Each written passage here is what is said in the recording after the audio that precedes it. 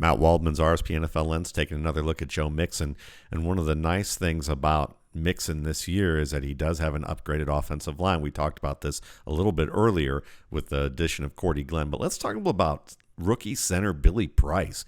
Billy Price played a very good game today. And one of the things that you're going to get to see about him that he has in common with, say, Jason Kelsey and Chase Roulier from Washington is that he can pull as a center and be effective in that regard. Here he is pulling across formation. You're going to have the linebacker coming down the line and watch him meet that man and seal him to the outside so that you can get Mixon inside here and get a nice gain for about 7 yards on the play. You don't often see centers who can pull like that and be able to take on a linebacker in the second level coming down the line like this.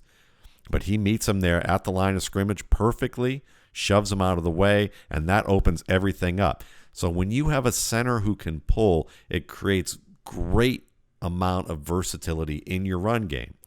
Because you can do these types of pulling jobs. You can do double teams. You can get him to work up the middle of the field and take on second-level defenders with a lot more ease than some other centers can. So this guy's mobility is going to allow them to diversify this run game in ways where the sets look the same.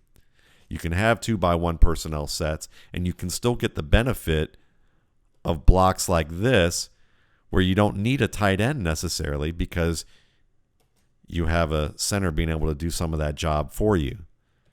So it makes you a little bit harder to predict as a run offense.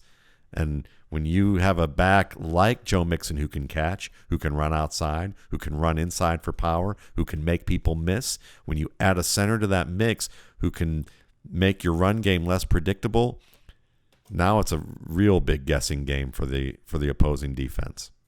This is a real benefit for Joe Mixon.